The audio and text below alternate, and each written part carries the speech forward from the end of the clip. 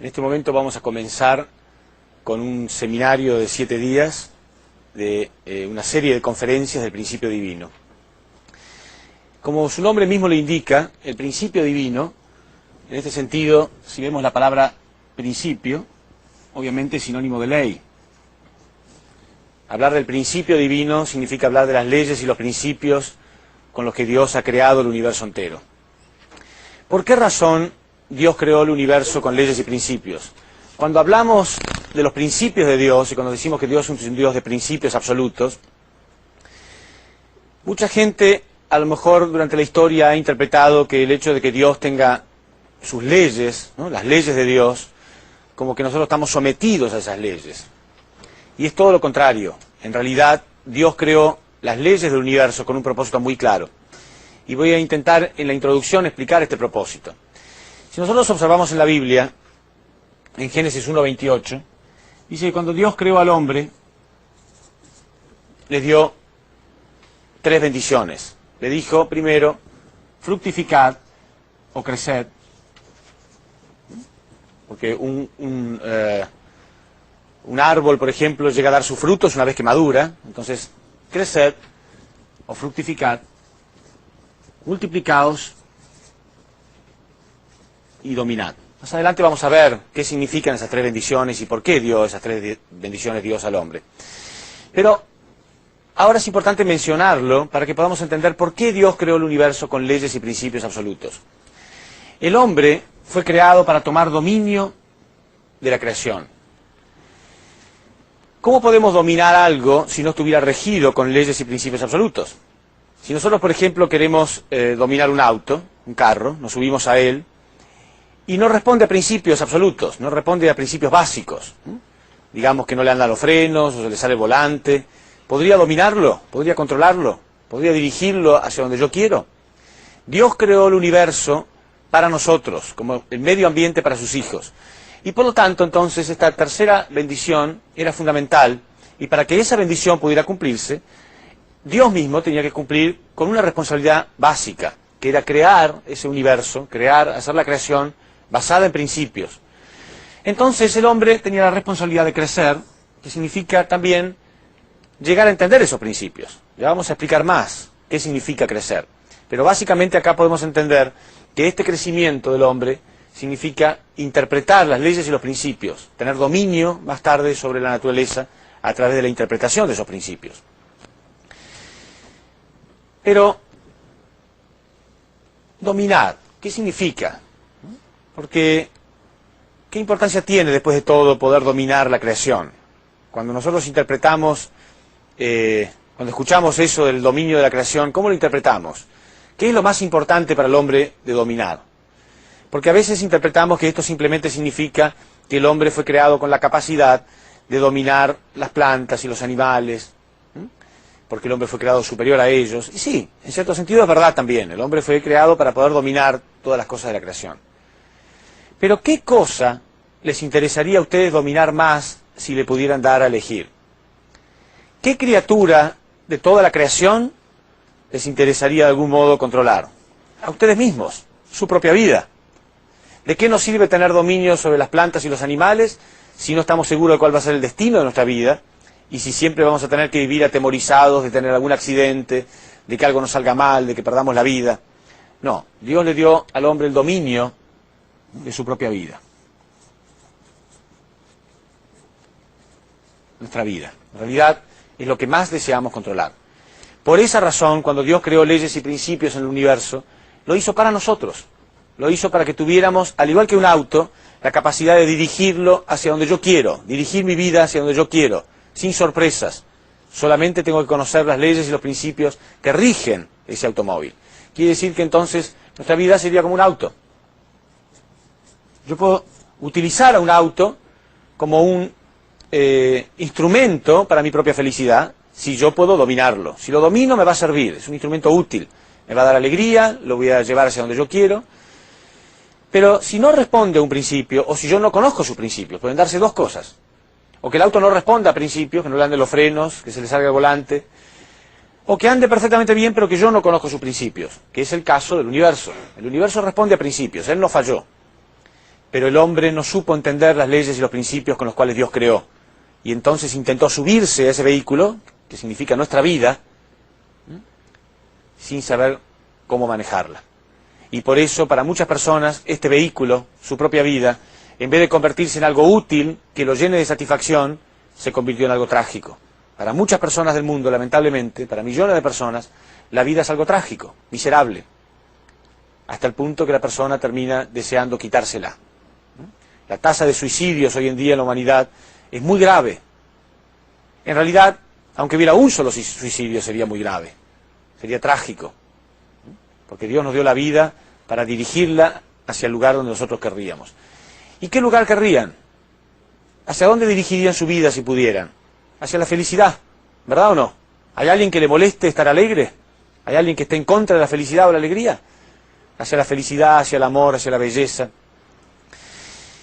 Entonces deberíamos entender que hay principios para crear estas cosas. Hay un modo de llevar en nuestra vida ese tipo de cosas. Y ese es el propósito de entender estas conferencias.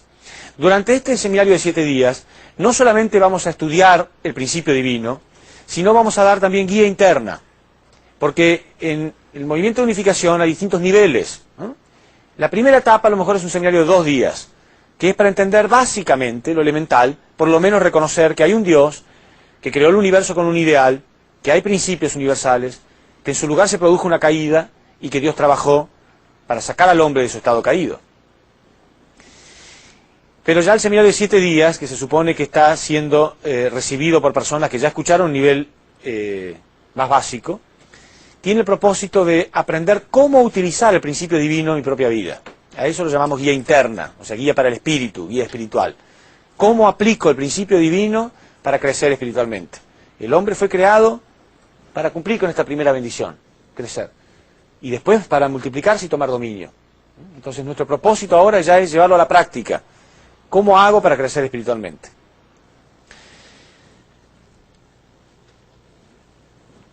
El principio divino, en su primera conferencia, se llama también los principios de la creación.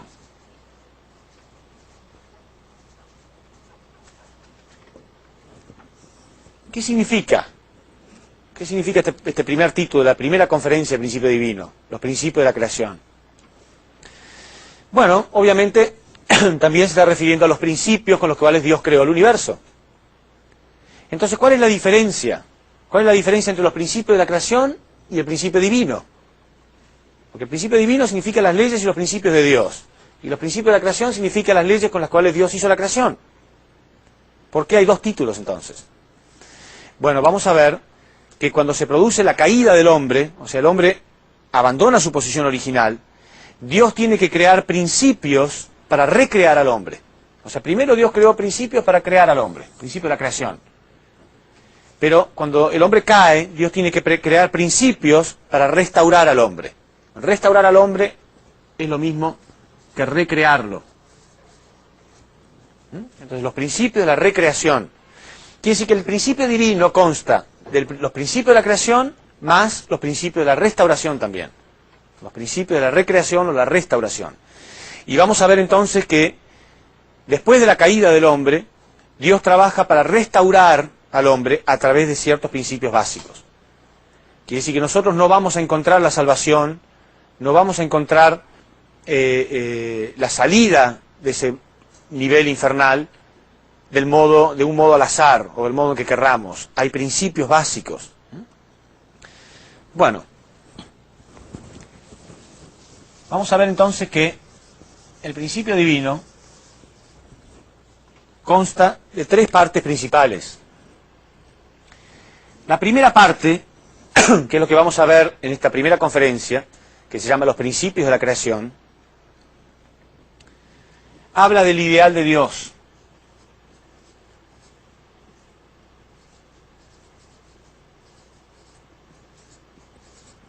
El ideal de Dios, explicado a través de los principios de la creación. O sea que acá nosotros tenemos que entender cuál era el ideal de Dios, la razón por la cual Dios creó al hombre. ¿Qué propósito tenía Dios cuando Dios creó al hombre? Sumamente fundamental. Entender realmente la razón por la cual fuimos creados. Sin embargo, vamos a ver que ese ideal no se lleva a cabo y en su lugar se produce la caída del hombre. Según en términos científicos, en física, por ejemplo, ¿qué significa caer? Caer, podemos definir caída cuando algo pasa a ocupar una posición inferior de pronto. Pasa de una posición superior a una inferior. Quiere decir que el hecho de que el hombre haya caído nos está mostrando que en realidad la situación en la que el hombre se encuentra hoy en día es una situación absolutamente inferior a la cual debería ocupar originalmente. Lamentablemente, el hombre durante miles de años ha vivido sin preocuparle demasiado esta caída, esta situación caída. ¿Por qué? Porque de pronto en este mundo caído lo bajo, lo pecaminoso llegó a ser común. Pero una cosa es que algo sea común y otra cosa es que sea natural. La situación del hombre hoy en día es común. Miramos a nuestro alrededor y es común. Todo el mundo está en esa misma situación. Entonces sentimos que es natural.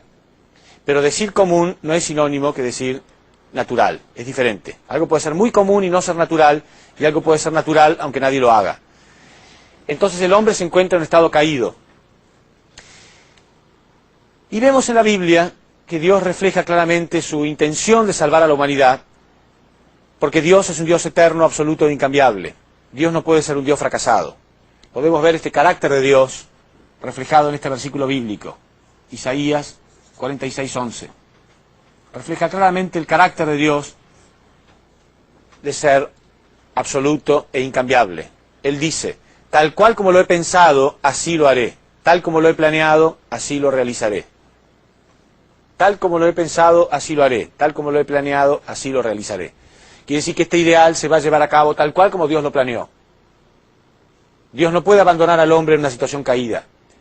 Porque entonces el ideal que Dios tuvo habría fracasado y por lo tanto Dios no podría ser un Dios absoluto. Sería un Dios fracasado. Sería un Dios fracasado. Quiere decir que Dios comienza a trabajar en el momento mismo en que el hombre cae. En este mismo instante, basado en lo que ocurrió durante la caída, Dios establece ciertos principios, tan absolutos como los principios de la creación, que son los principios para la restauración.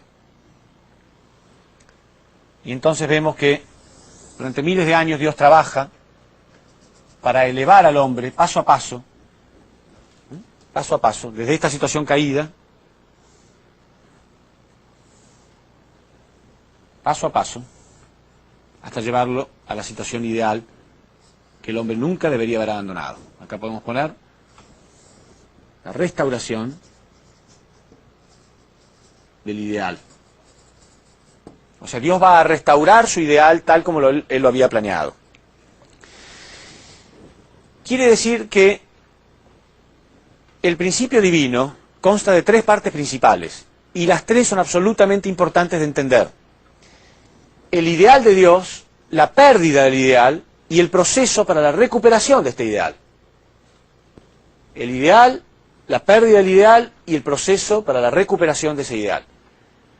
Esas son las tres partes en las que consta el principio divino. Por supuesto, para su estudio, para su mayor comprensión, se puede dividir en distintas conferencias. Y ustedes van a escuchar en 7 días varias conferencias, pero en realidad todas ellas están referidas a alguna de esas tres partes. O al ideal, o a la pérdida de él, o sea, la caída, o al proceso para la recuperación de ese ideal. Ninguna de las tres partes es más importante que la otra. Cada una de ellas es sumamente importante. Si yo no conozco bien el ideal, no puedo entender mi situación caída. Y si no entiendo mi situación caída, no puedo salir de ella, no puedo recuperarme. Cuando una persona estudia medicina, por ejemplo, en la universidad, ¿qué es lo que está estudiando? Está estudiando el modelo de un hombre sano, cómo funciona cada uno de sus órganos y para qué sirven. Y por comparación, puede darse cuenta cuando alguien está enfermo. Quiere decir que si no tenemos muy en claro cómo sería el hombre ideal, nunca vamos a entender la gravedad de su situación caída. La palabra religión proviene de la palabra religar. Religar significa volver a ligar, volver a conectar. Obviamente, si necesitamos una religión, es porque el hombre se desligó. Si el hombre no se hubiera desligado de Dios, no haría falta religarlo. Todas las religiones aceptan, por lo tanto, que hubo una caída del hombre. Todas las religiones aceptan que el hombre cayó y que está empezando a religarse. Pero para religar algo, yo tengo que tener las dos partes. Tengo que tener el entendimiento muy claro. Si algo se me quiebra, por ejemplo, yo quiero volver a ligarlo, tengo que tener las dos partes muy claras. Quiere decir que la religión sería como un mapa.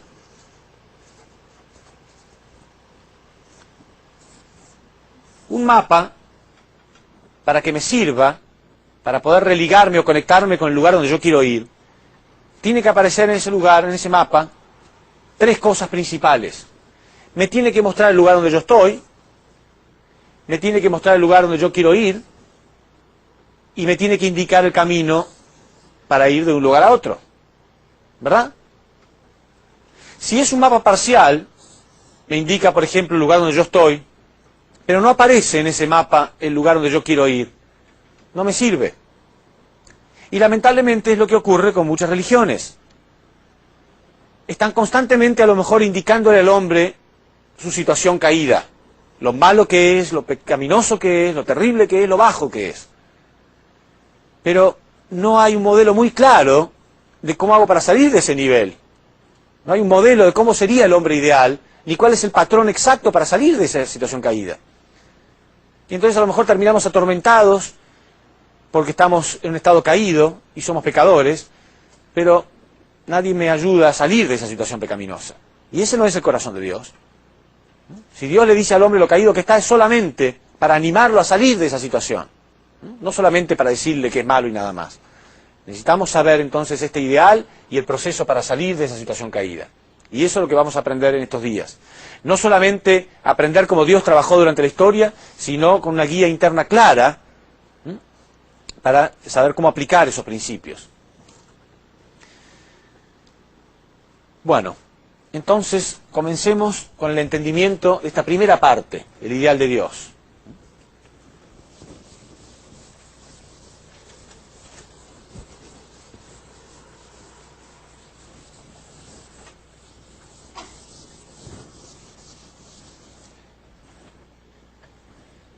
Vamos entonces a darnos cuenta desde el principio que, como dije, Dios creó el universo con leyes y principios muy claros y que a partir de esas leyes y principios, a partir del entendimiento de esas leyes y principios, vamos a poder sacar conclusiones muy claras que nos van a indicar el porqué de la existencia del hombre, que es lo central, es lo que primeramente queremos saber.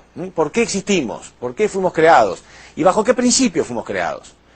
Entonces, como dijimos, todo el universo está basado en leyes y principios. La primera ley que vamos a observar se llama la ley de causa y efecto.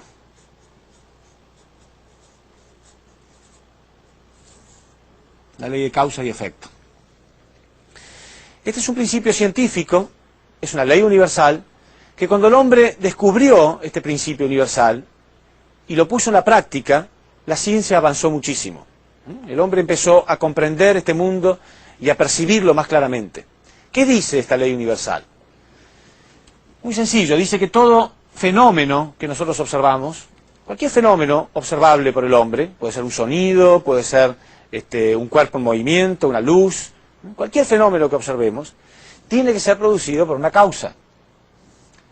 No puede haber un fenómeno determinado que no haya nada que lo produzca. Sí o sí tiene que haber una causa que produjo ese fenómeno. Pero que la causa que lo produjo puede ser invisible y sin embargo produce un efecto visible. Y que a través del estudio de ese efecto visible podemos llegar a comprender la causa, aunque sea invisible. ¿Se entiende? Aunque la causa sea invisible podemos llegar a comprenderla, comprender sus principios, etcétera, aunque nunca la hayamos visto, estudiando simplemente el efecto. Porque no hay nada en este efecto que no provenga de esta causa. Bueno, veamos un ejemplo. Imaginemos que yo suelto esto, ¿qué van a observar ustedes? ¿Se va a caer? ¿Sí? ¿Están seguros? ¿100%? ¿Cómo tienen tanta fe? Sí, porque ustedes lo vieron muchas veces, ¿sí? Ustedes saben que si yo lo suelto va a caer. Van a ver ustedes un cuerpo en movimiento. Están viendo un efecto, hay un cuerpo en movimiento. ¿Por qué se mueve? Porque hay una causa. Tiene que haber una causa. ¿Cómo se llama esa causa? Sí, la fuerza de gravedad.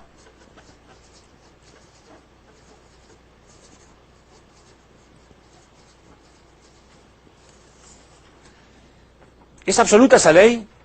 Si hay un efecto y una causa, ¿es absoluta?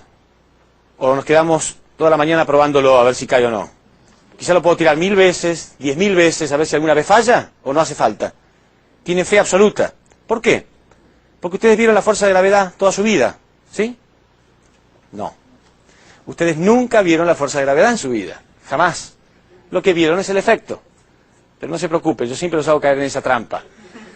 Para que la gente se dé cuenta de algo. Que la causa es invisible. Y que eso no la hace menos real. No la hace menos real de ningún modo. La causa es invisible, pero produce un efecto visible. Y tan claro es ese efecto producido por esa causa, tan clara es la ley de causa y efecto, que la persona hasta siente que toda su vida vio la ley de gravedad, pero nunca jamás la vio. ¿Podría un hombre del siglo XX, medianamente culto, muy medianamente culto nada más, negar la existencia de la fuerza de gravedad? No. Todo el mundo sabe. ¿Podría haber alguien que dude de la existencia de la fuerza de gravedad? No. Está muy claro. Sin embargo, nunca nadie la vio. Pero vieron el efecto producido por ella, y eso nos alcanza. Hasta el punto que la ciencia puede conocer perfectamente la fuerza de gravedad. El hombre, cuando llegó a la Luna, hace varias décadas ya, podía saber hasta la gravedad que había en la Luna, porque la fuerza de gravedad de la Luna es diferente, o sea, las cosas pesan menos en la Luna que en la Tierra. O sea, hasta ese punto el hombre pudo conocer la fuerza de gravedad, hasta sabe cómo es la fuerza de gravedad en otros planetas, o en otros cuerpos celestes, ¿sí? Algo que nunca vio, pero lo puede estudiar perfectamente. ¿Se entiende? Porque conoce el efecto. Quiere decir que este principio dice que estudiando las características del efecto, yo puedo conocer las características de la causa, aunque sea invisible. El hecho de que sea invisible no es excusa. Es inexcusable. Bueno, del mismo modo, Dios es la causa original del universo y la creación es su efecto.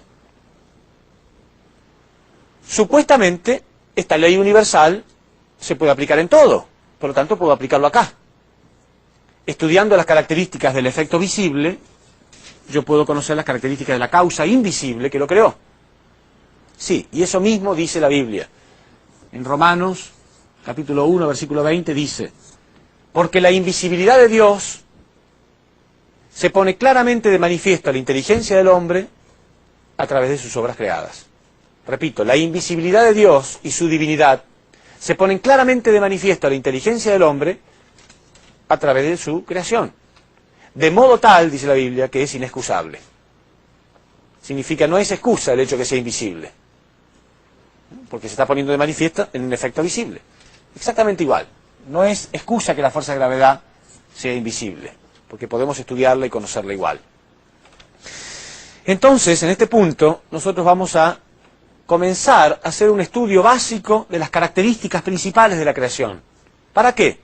Para a través de ella poder conocer las características principales de Dios.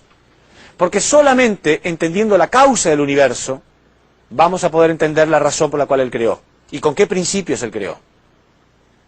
Porque lo que nosotros estamos buscando ahora es entender el ideal de Dios, la razón por la cual Él creó. Entonces, vamos a dividir la creación en 6 entidades principales. Vamos a dividir a la creación en 6 entidades principales para su estudio, para ver qué características podemos encontrar que sean común para cada una de esas entidades. Entonces, nos vamos a basar, para demostrar lo que estamos hablando, nos vamos a basar en la ciencia. Vamos a demostrar esto a través de utilizar principios que la ciencia ya haya demostrado. Pero también vamos a utilizar la lógica. Vamos a darnos cuenta que en nuestro interior existe una conexión con la verdad. Cuando sentimos, cuando vemos una explicación concreta y sabemos que es verdad, lo sentimos en nuestro interior. Entonces, nuestra lógica nos estará indicando que sí, que podemos creer en esto que estamos viendo. Pero también nos vamos a basar en la Biblia. Después entonces vamos a ir también a la Biblia, vamos a demostrar también bíblicamente que la Biblia menciona eso. Y después, como si todo esto fuera poco, vamos a demostrarlo a través de la historia.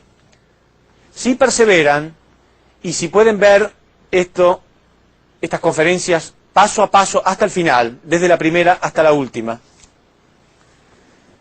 ustedes van a comprobar que es científico, que es lógico, que es bíblico y que es histórico. O sea que la historia nos demuestra claramente que realmente hay principios universales, hay un ideal, hay un Dios y hay un plan para llevar a la humanidad a su destino original.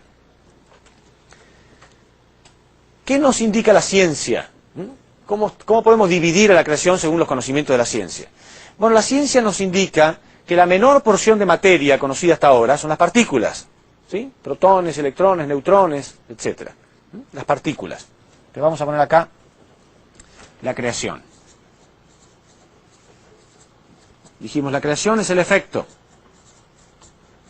Según las características que tenga el efecto, es porque provienen de Dios, que es la causa. Y dijimos que todo lo que está en la causa aparece en el efecto. Y dijimos que íbamos a dividir a la creación en 6 entidades principales. La más pequeña porción de materia conocida hoy en día por la ciencia son las partículas.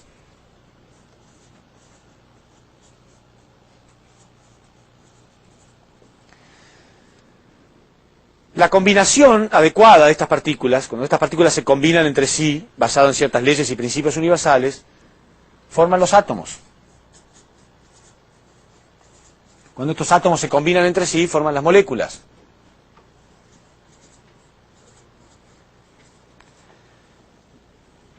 Que a la vez entonces están formando el reino mineral.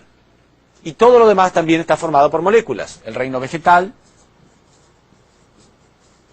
el reino animal, y por último, el hombre.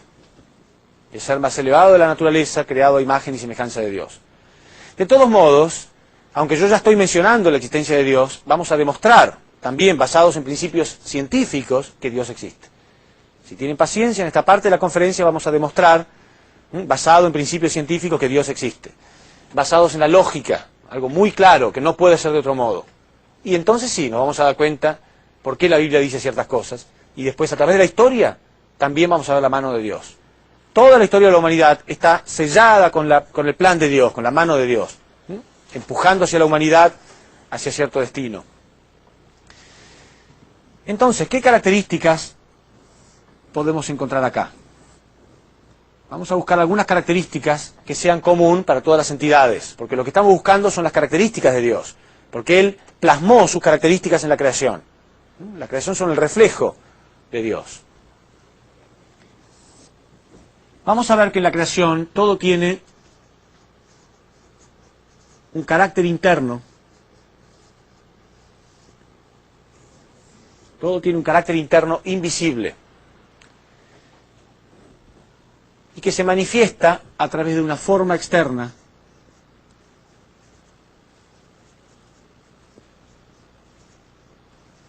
que es visible. Un carácter interno y una forma externa. Esto está en la posición de causa y esto es el efecto. Esto es invisible y esto es visible. Pero estamos diciendo que todo lo que existe tiene un carácter interno. Un carácter interno.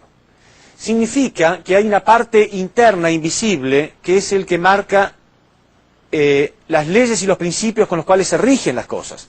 Porque algo tiene carácter, en realidad, cuando está basado en ciertos principios. Un hombre, por ejemplo, no puede ser un hombre de carácter si no tiene principios. Si no tiene principios claros, si no tiene propósitos claros, no es un hombre de carácter. ¿Se entiende?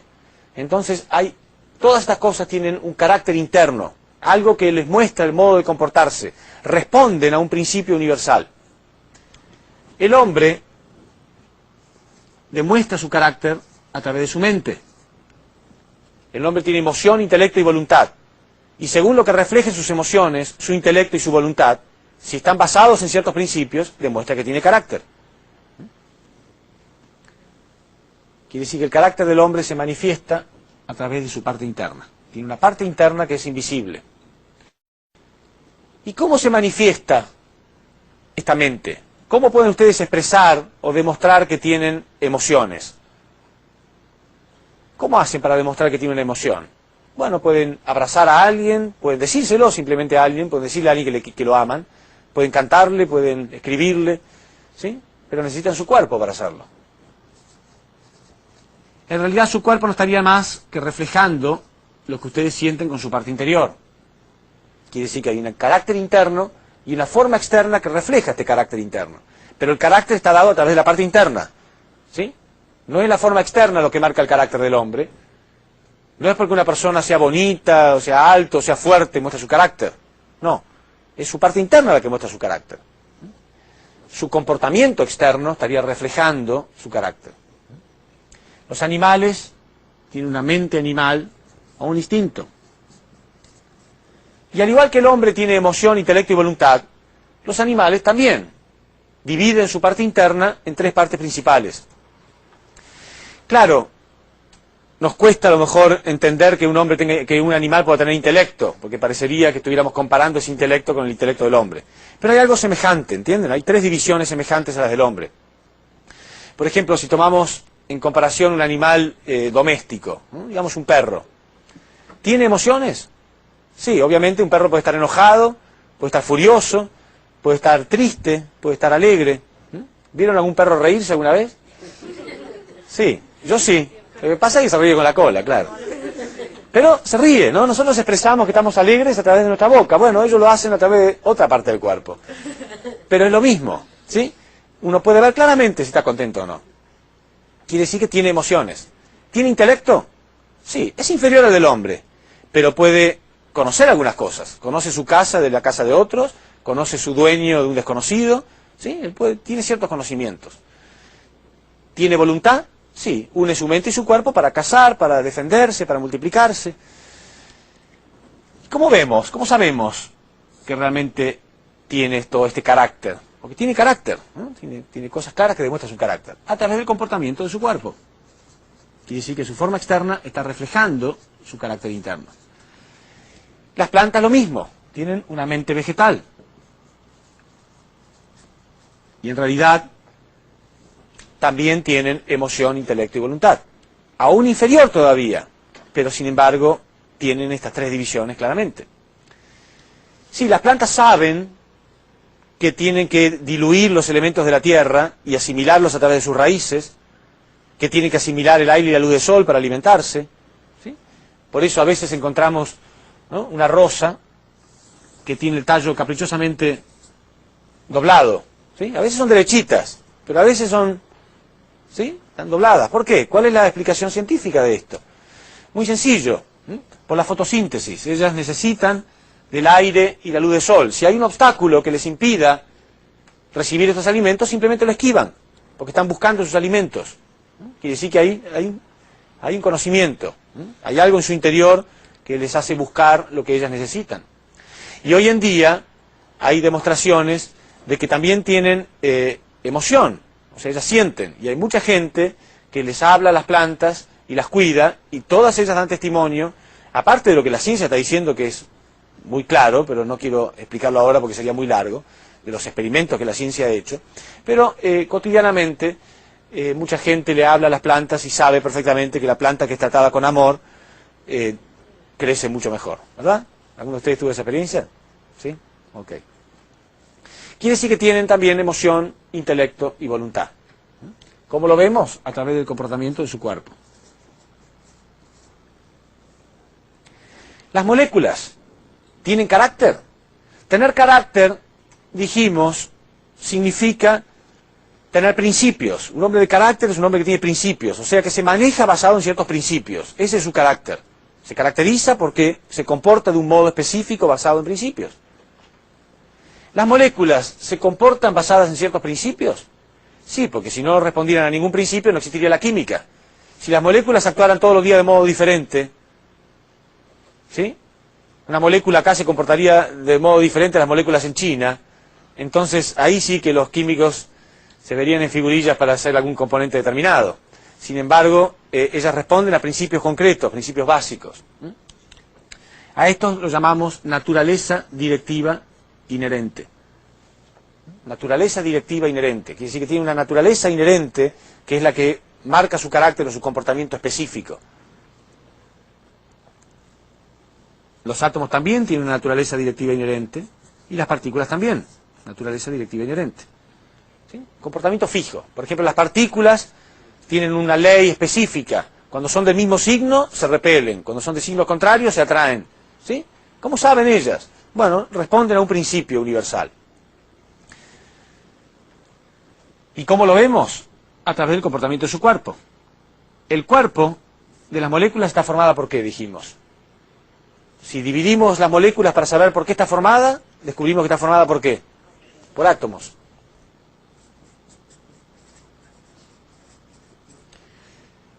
El cuerpo de los átomos está formado por ¿qué? O sea, dividimos los átomos y nos damos cuenta que está formado por partículas. Bueno, pero el hombre no se conformó con eso. También quería saber de qué estaban formadas las partículas. Y el primero en realizar esto fue Einstein. Él quería saber de qué están formadas las partículas también. Y para saberlo hay que desmenuzarlas, hay que partirlas, hay que dividirlas. Sin embargo, cuando él dividió las partículas, descubrió que desaparecía y en su lugar aparecía una gran cantidad de energía. Y así descubrió él la energía atómica. Entonces él descubrió que estaban formadas por energía. Ya esto es una revelación importantísima para el siglo XX, sumamente importante, porque la energía no es materia, pero es lo que viene antes de la materia. Entonces, ¿qué es si no es materia? Entonces vamos a ver ahí que después vamos a dar una explicación clara de qué es la energía. Pero Einstein descubrió entonces que todo este mundo material estaba formado por energía, lo que viene antes de la materia. Pero no importa por ahora, no nos detengamos en eso. La conclusión a la que queremos llegar ahora es que todo lo que existe, existe basado en estas características duales, carácter interno y forma externa. ¿Sí? Todo absolutamente tiene carácter interno y forma externa. Y dijimos que todas las cosas de la creación son el efecto que provienen de esta causa, que es Dios. Quiere decir que todo lo que está en el efecto proviene de la causa. Por lo tanto, Dios también tiene que tener estas características. Dios también tiene las características de carácter interno y forma externa.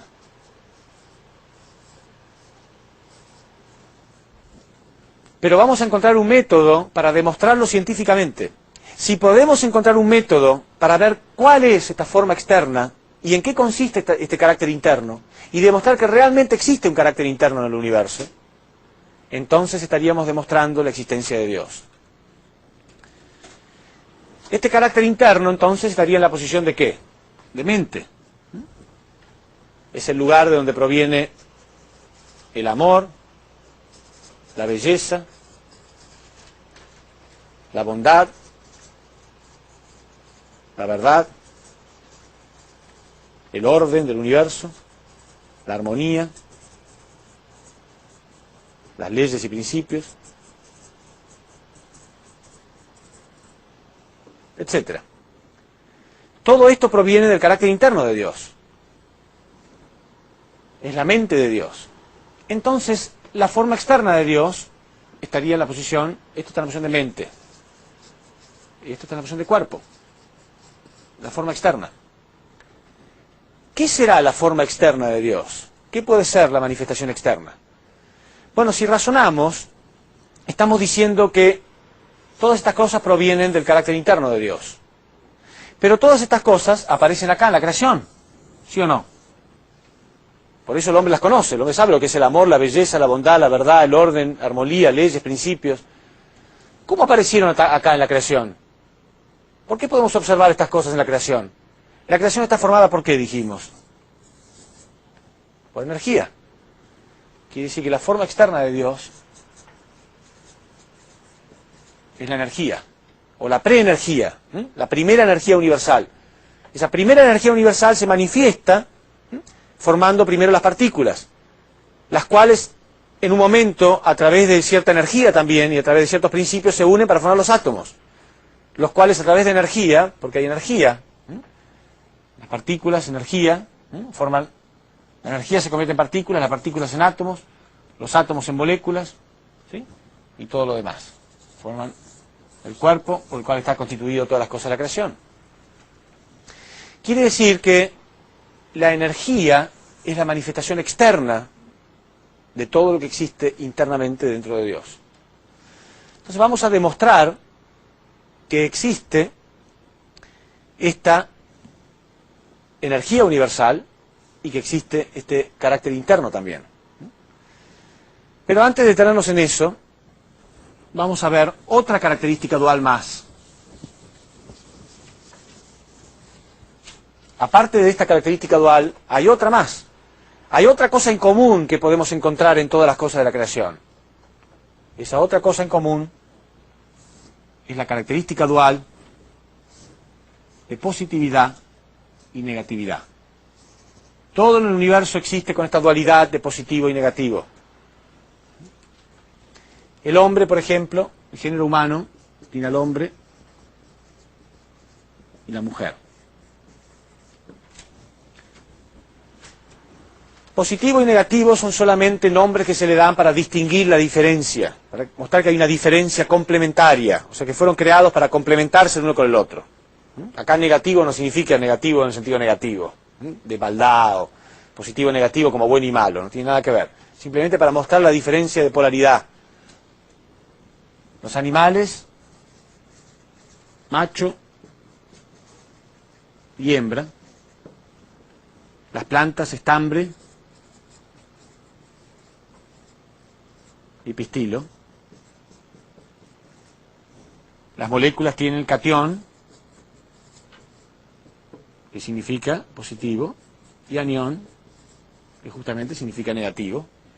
Los átomos tienen electropositividad y electronegatividad, o lo que es lo mismo, valencia positiva y valencia negativa. Y las partículas, protón, que tiene carga eléctrica positiva, y el electrón, que tiene carga eléctrica negativa. Quiere decir que absolutamente todo lo que nosotros observamos acá tiene esta dualidad de positividad y negatividad. ¿Y para qué? ¿Para qué fue creado con esta dualidad? Para complementarse perfectamente, ¿sí? Cuando los protones empiezan a girar alrededor de los electrones, hay una acción de dar y recibir, se forma un elemento superior, que son los átomos. Cuando un átomo de valencia positiva y uno de valencia negativa se unen, forman las moléculas. Cuando las moléculas catión y las anión se unen, forman una sustancia, etcétera, etcétera. Cuando el estambre y el pistilo se unen, existe la semilla que después puede crecer y multiplicarse. El macho y la hembra se unen y pueden tener cría y multiplicarse. El hombre y la mujer se unen para formar una familia. Quiere decir que pueden ver ustedes claramente cómo a través de la unión de positivo y negativo se produce un ser superior. Cuando el protón y el electrón se unen, forman un átomo, que es superior a cada uno de ellos en forma individual. Cuando los dos átomos se unen, forman una molécula, que es superior al átomo. ¿Sí? Cuando las moléculas se unen, forman las sustancias, y así sucesivamente. Cuando el hombre y la mujer se unen, forman una familia al tener hijos, que es más que cada uno de ellos individualmente. Dice que el propósito de ellos es unirse, complementarse, para multiplicar su valor, para agrandarse. Si todo lo que está en la creación, dijimos, es el efecto, proviene de la causa, entonces esto tiene que estar en Dios también. Por lo tanto, Dios también tiene que tener características de positividad y negatividad. ¿Entienden? Si Dios fuera solamente positivo, si solamente tuviera características positivas nada más, por ejemplo, masculinidad, ¿de dónde sale toda la feminidad de la creación? Todo esto también sale de Dios. Si en la creación está en perfecta armonía y en perfecto equilibrio entre lo positivo y lo negativo, o entre lo masculino y lo femenino, dentro de Dios también. Si no, por otro lado, tendríamos que decir que el hombre fue creado a imagen y semejanza de Dios y la mujer no. Pero obviamente ambos fueron creados a imagen y semejanza de Dios. Todo lo que está en el efecto está en la causa. ¿Eso es científico? Sí. ¿Es lógico además? Sí, es lógico. Pero además vamos a demostrar que es bíblico también. En Génesis capítulo 1, versículo 27, dice: porque Dios creó al hombre a su imagen los creó, hombre y mujer los creó.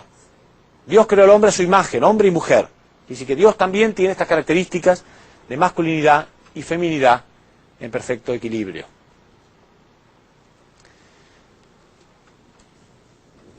Entonces,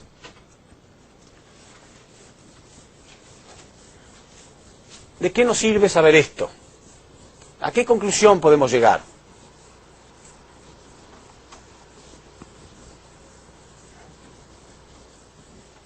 ¿Cómo podemos demostrar la existencia de Dios?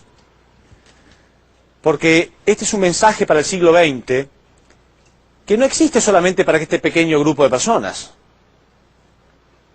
En realidad, este mensaje puede ser dado al mundo ahora porque estamos basados, todo lo que estamos explicando está basado en descubrimientos científicos de este siglo, básicamente.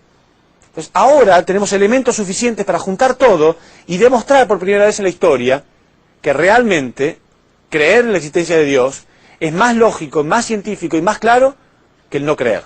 El no creer hoy en día es anticientífico. Y voy a demostrar por qué. Estoy diciendo que todo lo que fue creado, toda la creación, está formada de energía, ¿sí? Einstein demostró que toda la materia, todas las cosas materiales, tienen como origen la energía. Quiere decir que nadie hoy en día puede negar la existencia de una fuente energética universal. Una fuente energética universal. Es absolutamente imposible negarlo, ¿sí? Cada pequeña partícula está formada por energía, demostrado por la ciencia. Pero además, cada partícula se interrelaciona entre sí a través de una relación energética. Esa atracción de positivo y negativo es energética, hay energía ahí, para formar las partículas, los átomos, las moléculas, las sustancias, los cuerpos, los sistemas y todo lo que vemos en el universo. Quiere decir que nadie hoy en día puede negar la existencia de una fuente energética universal. Pero, si nosotros analizamos que las partículas se interrelacionan entre sí, basados en ciertos principios absolutos, quiere decir que tienen dirección y propósito. Un simple protón y un simple electrón tienen un propósito para su existencia, que es formar parte de un átomo. Los átomos se unen entre sí porque tienen un propósito claro, que es formar parte de una molécula. Las moléculas se interrelacionan entre sí para formar parte de una sustancia. Quiere decir que no solamente existe una fuente energética universal, sino que es obvio que existe una mente universal que le está dando propósito a esa energía, que le está dando propósito y dirección. ¿Se entiende? Les pongo un pequeño ejemplo de esto. ¿Qué podría ser de una cantidad de energía que esté descontrolada? ¿Alguna vez sin querer metieron los dedos en el enchufe? ¿O en algo que les dio un shock eléctrico? Es feo, ¿no es cierto? ¿Sí? A todos nos ha pasado en algún momento algo que está mal aislado y uno lo toca y recibe un shock eléctrico. Es muy feo. Es una muy pequeña cantidad de energía que está pasando por un lugar donde no debería haber pasado. ¿Se imaginan la infinitésima parte de energía que representa eso en comparación con la energía del universo? Es muy pequeña. Pero sin embargo, al estar pasando por un lugar donde no debe pasar, causa daño. ¿Se imagina lo que sería la fuente de energía universal si no estuviera controlada con una mente universal? Sería un caos. Sin embargo, hay armonía y hay belleza. Es obvio que está siendo controlada por una mente universal. Bueno, esta mente universal es el carácter interno y la fuente energética universal es la forma externa. ¿Se entiende? ¿Podría haber alguien en el siglo XX que niegue la existencia de esto? ¿Puede haber alguien en el siglo XX que niegue la existencia de esta mente universal? Analicemos un poco. Vamos a dibujar un poco el universo. los principios con los cuales Dios ha creado. Empiezo acá pequeño. Protón se une con un electrón. Este es el átomo más elemental, que es el átomo de hidrógeno. Tiene un solo protón, un solo electrón. Si uno pudiera preguntarle a este protón, ¿cuál es el propósito de tu existencia? ¿Tiene propósito claro o no? Sí. Él va a decir, sí, yo tengo un propósito muy claro. Yo quiero formar parte de un átomo. Para eso existe. Pero no puedo formarlo a menos que me una con mi complemento. Y si uno le pregunta al electrón, va a decir lo mismo. Quiere decir que ambos tienen propósito claro. Por eso tienen carácter. ¿Sí? Porque responden a un principio muy claro y saben para qué existe. Bueno. Sin embargo, por sí solo, aún este átomo no sirve para nada. Pero si lo conectamos con un átomo igual, acá adentro dibujamos lo mismo. Protón, electrón, propósito. La acción de recibir. Y entonces forma un átomo. Ahora yo uno este átomo con este otro. ¿Cuál es el propósito? ¿Por qué dos átomos se combinan entre sí? Porque tienen un propósito muy claro. ¿Cuál es el propósito? Formar parte de una molécula. No hay orden, no hay armonía, no hay principio claro en esto. ¿Sí? Pero aún continúa, todo el universo podemos dibujar si queremos. Esta molécula se une con otra igual. ¿Con qué propósito?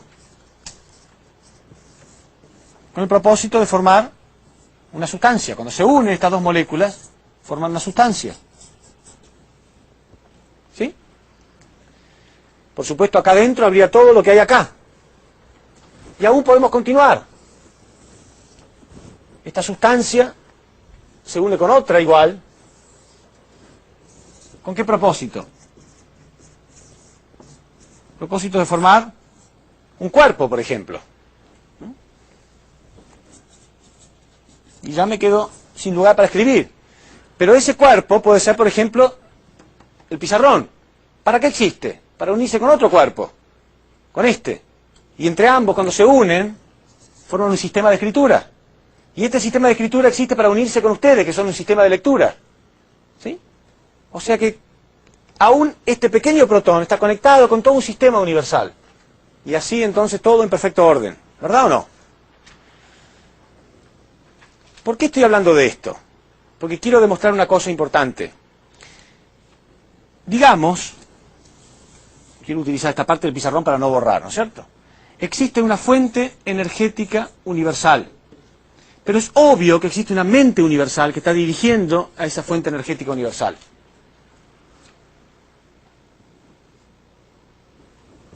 Ahora, nadie puede en el día de hoy negar la existencia de esta energía, porque ya es científico, ya está comprobado. Y para la inmensa mayoría de las personas es indudable que existe esta mente universal, repito, que está guiando a esta energía. Pero para los más escépticos a lo mejor todavía les queda una duda de esta mente. ¿Por qué? Porque a la gente siempre le queda la duda de lo que es invisible, como la fuerza de gravedad. Nunca nadie la vio, pero sabemos que existe. Bueno, ante la duda de la probabilidad de que existe esta mente universal, ¿qué es más lógico creer? ¿Que existe o que no existe? Dijimos que vamos a dar una demostración lógica, científica, de la existencia de Dios. Acá vemos cómo todo el universo está basado en millones y millones de partículas que se unen para formar millones y millones de átomos, los cuales se unen para formar inmensa cantidad de moléculas, etcétera, etcétera. ¿Quién ordena todo eso en perfecto orden? ¿Por qué está ordenado? Imaginemos lo siguiente. Imaginemos que tenemos un libro determinado, ¿no es cierto? Un libro determinado. Por ejemplo, digamos que es una obra de Shakespeare, ¿sí? Algún drama de Shakespeare. Entonces, ustedes lo leen y empiezan a compenetrarse más y más, y está maravillosamente bien escrito, obviamente, lo escribió Shakespeare, ¿sí? Y como es un drama de Shakespeare, llega un momento que ustedes se conmueven, a lo mejor hasta lloran, ¿sí? En realidad, ¿cuántas letras hay en el abecedario? Creo que 23 o algo así, ¿no es cierto? 24. Ok, son 24 letras nada más, pero están perfectamente ordenadas, armonizadas, ¿no? De modo tal que expresan una belleza, expresan con tanta claridad un sentimiento determinado. ¿Sí o no? Uno puede leer un libro de Shakespeare y puede llorar de emoción. ¿Podría alguien pensar que se sentó un mono detrás de una máquina de escribir y empezó a teclear, ¿no? A golpear las teclas al azar, a golpear las teclas, con tanta casualidad, que todas las letras cayeron en el lugar exacto, con la puntuación exacta, ¿sí? Letra por letra, con la separación exacta, hasta el punto de, por casualidad, crear una obra tan perfecta como una obra de Shakespeare? ¿Alguien estaría dispuesto a crear algo así? Si yo les digo a ustedes, miren, les voy a dar una noticia, Shakespeare en realidad no existe, nunca existió. Estas obras se escribieron, y no una, sino todas, por casualidad. Un mono se sentó detrás de una máquina de escribir y empezó a teclear al azar, pero con tanta casualidad que todas las letras cayeron en el preciso lugar exacto. ¿Estarían dispuestos a creerlo? Pero todavía en el siglo XX hay gente que está dispuesta a pensar que toda la inmensa cantidad de partículas cayeron en el lugar exacto para crear esta perfecta armonía universal. Ahora la pregunta es, ¿qué hay más? ¿Letras en un libro de Shakespeare o partículas en el universo? En un pelo hay millones de partículas más que letras en un libro de Shakespeare. Sin embargo, estamos dispuestos a creer que todo ese orden universal, ¿sí?, llegó ahí por casualidad. No, ustedes nunca conocieron a Shakespeare en su vida. Nunca nadie lo vio, ¿no es cierto? No vivió en nuestra época. ¿Dudarían que él existió y que escribió estos libros? No, de ningún modo. Quiere decir que detrás de esas letras en perfecto orden que nosotros vemos, sabemos que había una mente que sabía exactamente cómo estaba ordenando las cosas, ¿sí? Nunca la vieron. Ustedes nunca vieron la mente de Shakespeare. Pero saben que había alguien detrás, que no era una máquina de escribir porque no existía en aquella época, pero que ordenó las letras en perfecto orden, sabiendo lo que estaba haciendo. ¿Alguien duda que Shakespeare tenía una mente? No, nunca la vieron, pero sabemos que así es. Del mismo modo, no hay ninguna duda de que esa fuente energética universal, con cada una de las partículas, átomos y moléculas del universo, está siendo guiada por una mente universal. ¿Se entiende? Pero el que es cabeza dura persiste. Entonces el ateo dice, no, yo en esto sí creo. A mí me pasó, yo he dado conferencias a gente así. En este punto dice, yo en esto sí creo. Pero eso no es Dios, eso es la naturaleza. Está bien, no hay ningún problema. Porque no importa el nombre que le demos. Algunos lo llaman la causa universal, otros lo llaman el Padre Celestial, otros lo llaman Alá, otros lo llaman Dios, no importa el nombre, otros lo llaman la naturaleza. ¿Pero creen esto? Creen en Dios. ¿Entienden? Entonces, muchas personas han necesitado simplemente una explicación concreta, la explicación de que realmente Dios existe. Entonces ahora estamos viendo claramente de que existe una mente universal que representa el carácter interno de Dios y la fuente energética universal que es la forma externa. Por esa razón Dios creó todo con estas características, carácter interno y forma externa.